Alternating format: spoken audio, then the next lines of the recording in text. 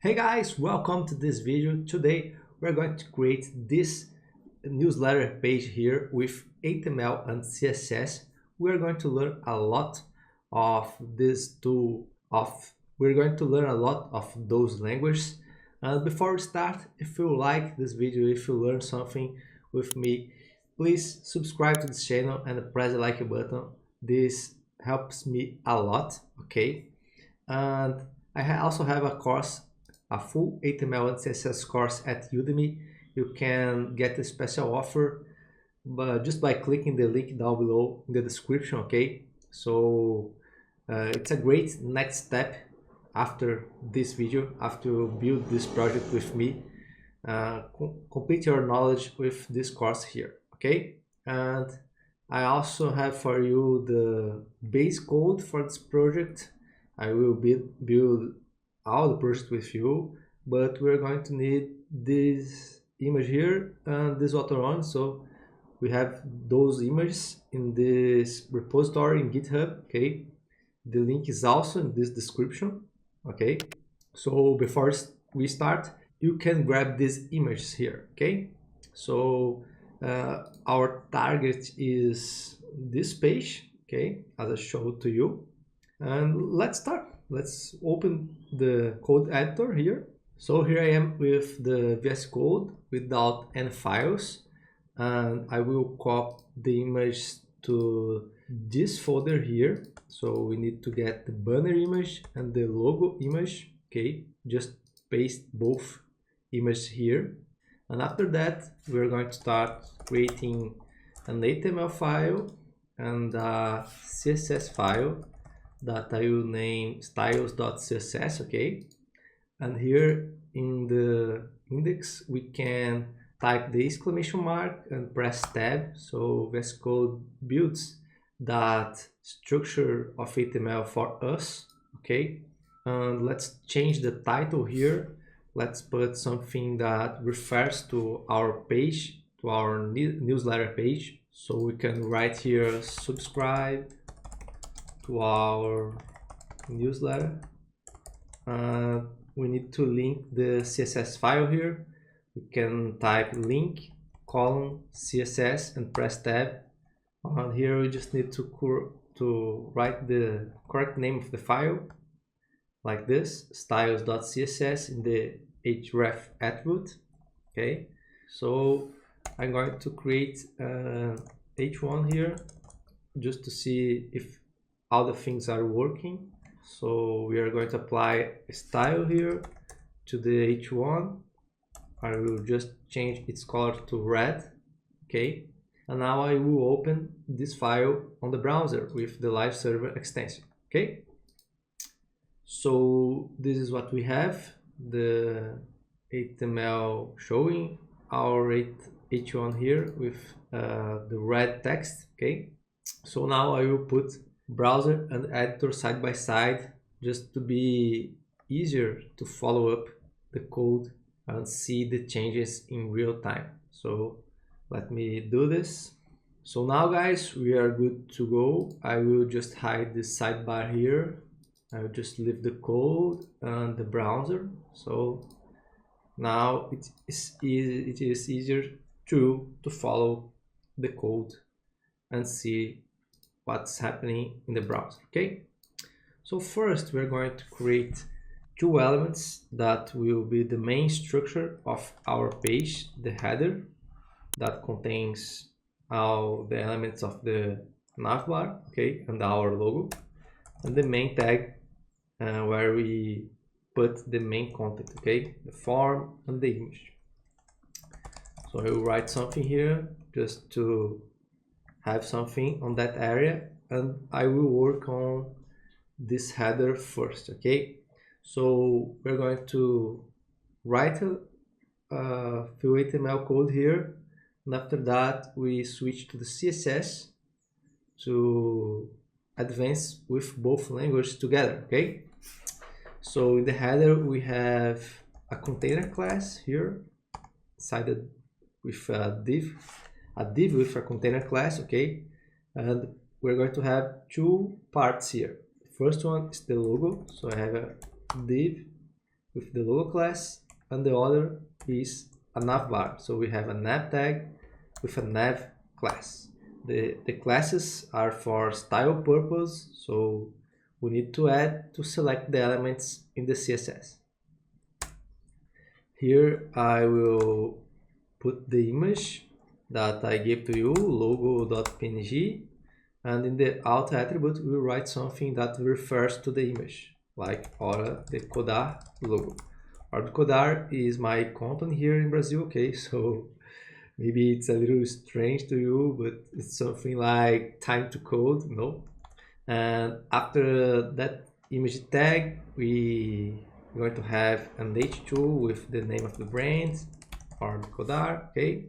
And now this is done, the div with the logo class, and we go to the navbar.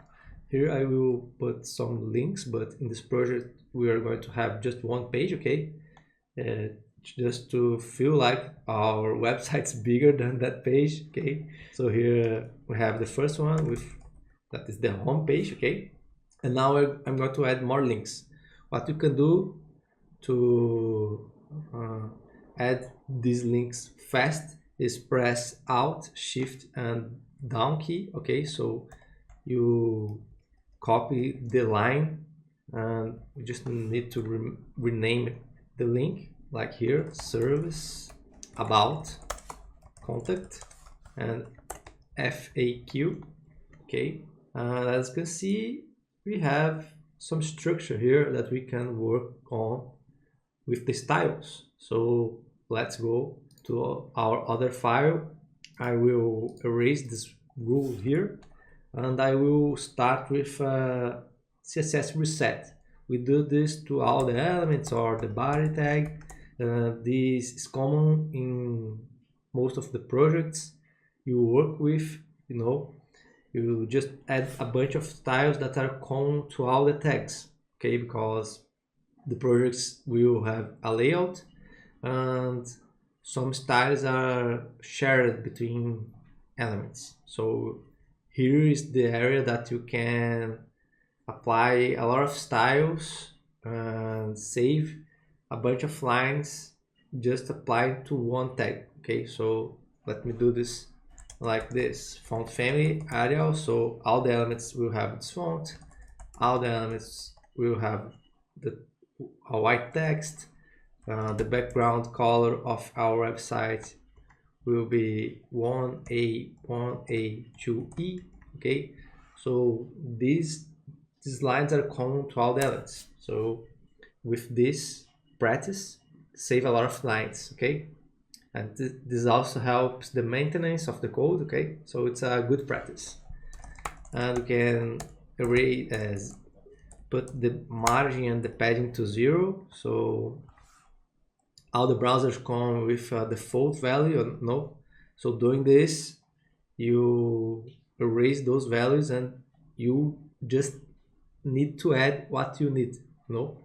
So it will be easier to have all the browsers with the same layout. And after this body tag, I will add styles to the container tag. So it's the parent element of our two divisions that we have here. So here we just need to add a display flags. So now they are side by side, but we need to align by the center in the vertical axis. So we can add just 5 lines, align item center, okay? And also we can add just 5 content space between. So the logo stays on the left side, the navbar goes to the right side. And I will limit the width to 1200 pixels, okay? Because our content is centered, so if we limit this area, it will be better for our image that is also small, okay? So we are creating this limitation here to help us build the correct layout. And when we do this, the content is not centered anymore. They will be more to the left because we have a width here, okay? So we can fix this adding margin 0 auto. So this auto value here will center the elements inside the container. Okay, so we have the same width here that we have here. So after that, we are going to add a padding of 20 pixels. It's a spacing inside the element, so it's not like too near from the navbar, from the browser navbar, no. So we have spacing between the elements here, so it's nice. Okay, and after this container, we go to the logo, and on logo we can just leave them side by side with display flex, like we did in the parent element container. Okay, and also we need to align the items to the center based on the vertical axis. So now they are centered, and we can change the size of the logo with width 40 pixels and height 40 pixels. We also can add a space between those elements with a margin right. So now the logo is smaller and we have a nice space between these two elements. And we go now to the navbar. Here we're going to add the display flex rule. So now the items are side by side, but they are very close. Okay, so we can add the gap rule here with 15 pixels, and now they have some space between the items. We need to change the styles of the anchor tags, so we change the color to AH, okay, and we can remove that underline with the text decoration rule set to none. And also I want to add some effect here when I get the mouse over the links. Okay, how can I do that? With the hover pseudo selector. Okay, I just need to apply it to the A tag, and here I will change the color to white. When we do this, now they change to white, but the effect suddenly appears, and normally we don't want this. We want to do a smooth transaction. We want to do a smooth action. Okay, so we can achieve that by adding transition.3s. So in .3s seconds, okay, like half a second, almost half a second, the animation will occur. So as you can see, now is smoother than that we had before.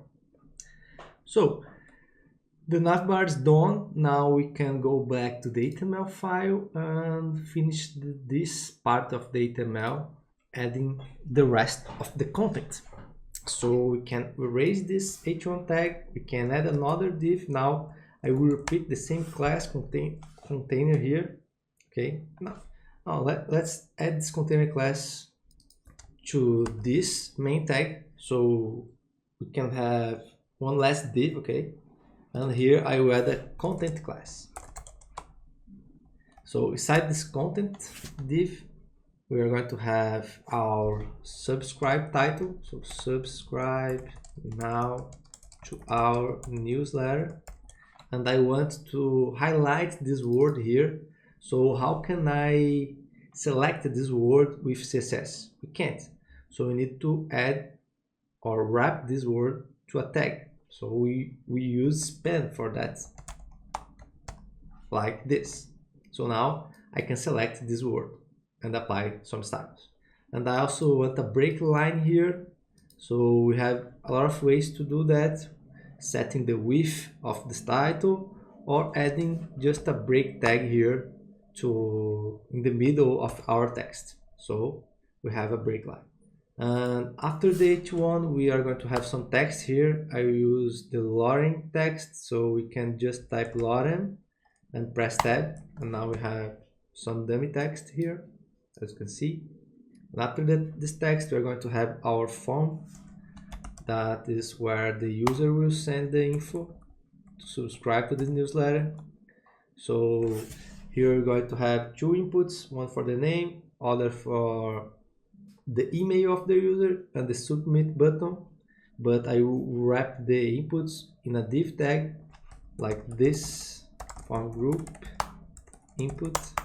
The first one is type text, placeholder, name, so we can add like a tip to the user of what they need to type here. And I will copy this and paste twice. This will be a type email because we are asking their email also. No, and here you can type also email in the second input placeholder. The last one here, we are going to add a button tag with the type submit, so it will send the form, okay, to our server. And here we can type the text of the button like submit. So this side, the left side, is ready. We just need to add now the image container. So I will add it after the content here. So we're going to have another div with the image container class, and inside this div I'm going to have like a circle. As you can see in our target here, we have the circle and the image. Okay, so how can we do this? I will add first an empty div with the class of ellipse. Okay, and I will apply the styles to have here a circle. Okay, so we're going to do this in a moment. Okay, just let me finish this HTML here. We just need the image, so it's another image tag. So we need now the banner.jpg. In the alt attribute, you can add something that refers to the image, like someone typing something. Okay, so now we have our HTML complete. Okay, to finish this project, we just need to add the styles to the main tag. Now let's go to it. So we can start with the h1. Okay, the h1, before that I will add just a max width of 50% on the content. Okay, just to limit its width. Okay, and now I'm going to the h1 tag. Here I just add a font size of 40 pixels to increase the size of the font. Okay, and we now select the span element, and I will apply an orange color here with FF7B54. So now, as you can see, we could select the elements, just the word that we need, and apply some styles to it. Okay, so using the span tag is a common practice for things like this. And in the content paragraph, we need to change the color to AH. Okay, and we also need to increase the line height, so the space between the lines will be higher. This improves the reading for the user. Okay, and now we need to go to the form groups. I just add a margin of 20 pixels to have a space between the inputs. Okay, and now we can style the inputs, adding a padding of 15 pixels. Okay, and a background color of 2E3A. So we need to change the color to white, the color that we type. No, so the placeholder we can leave as it is, and we are going to add border radius to have like a pew input. No, call it pew shape. And the border I will change a little. I will add 2 pixels, solid color 333. So now it looks better.